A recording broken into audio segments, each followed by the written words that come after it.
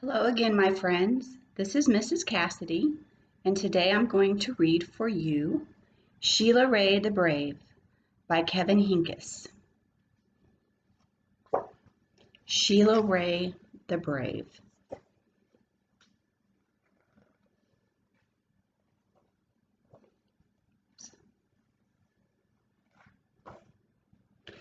Sheila Ray wasn't afraid of anything.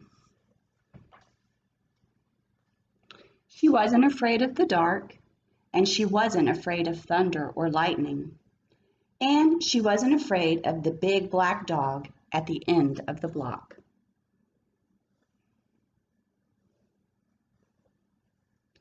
At dinner, Sheila Ray made believe that the cherries in her fruit cocktail were the eyes of dead bears, and she ate 5 of them. At school, Sheila Ray giggled when the principal walked by. And when her classmate Wendell stole her jump rope during recess, Sheila Ray tied him up until the bell rang. "I am very brave," Sheila Ray said, patting herself on the back.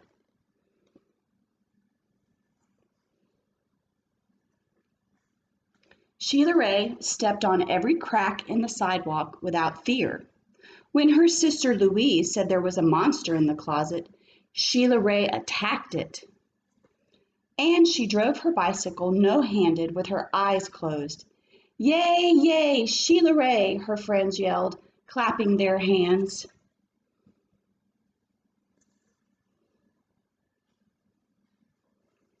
One day, Sheila Ray decided to walk home from school a new way. Louise was afraid to. "You're too brave for me," Louise said. "You're always such a scaredy cat," Sheila Ray called. "Am not," whispered Louise. Sheila Ray started off skipping. "I am brave," she sang. "I am fearless." She stepped on every crack. She walked backwards with her eyes closed. She growled at stray dogs and bared her teeth at stray cats. And she pretended that the trees were evil creatures. She climbed up them and broke their fingers off. Snap, snap, snap. Sheila Ray walked and walked. She turned corners. She crossed streets. And it suddenly occurred to Sheila Ray that nothing looked familiar.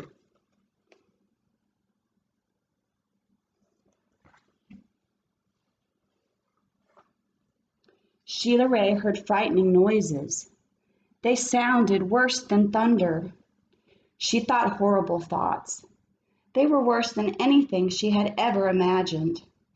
"I am brave," Sheila Ray tried to convince herself. "I am fearless."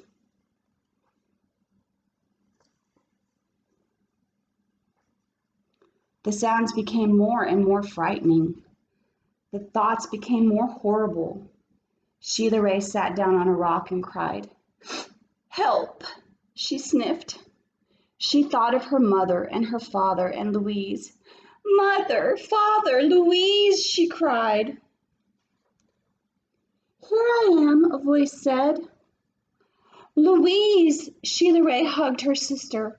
"We're lost," Sheila Ray said. "No, we're not," said Louise.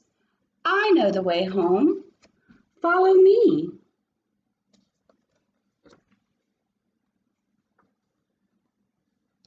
Louise stepped on every crack. She walked backwards with her eyes closed.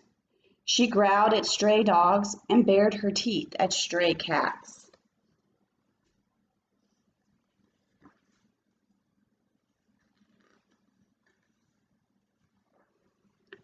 And she pretended that the trees were evil creatures. She jumped up and broke their fingers off. Snap, snap, snap. Sheila Ray walked quietly behind her. They walked and walked. They crossed streets. They turned corners. Soon their house could be seen between the trees. Sheila Ray grabbed Louise and dashed up the street. When they reached their own yard and the gate was closed behind them, Sheila Ray said, Louise, you are brave. You are fearless. We both are, said Louise, and they walked backwards into their house with their eyes closed. Sheila Ray is a very brave and bold little girl, isn't she? But what happens when she gets lost? She gets scared. And when Sheila Ray gets lost, who is the one to save the day? Her sister Louise, yes.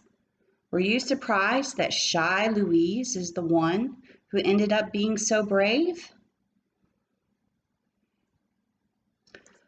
What do you think Sheila Ray learns when she gets lost? I think one thing that I learned from Sheila Ray's story is that we can all be brave sometimes and we can all be scared sometimes, and it's okay to be both. And sometimes when we're scared, one of our friends is brave, and when we're scared, or when they're scared, we're brave. And if we help each other out, we can make a lot of good things happen. So thank you for listening to Sheila Ray the Brave, and I look forward to seeing you next time for story time. Bye.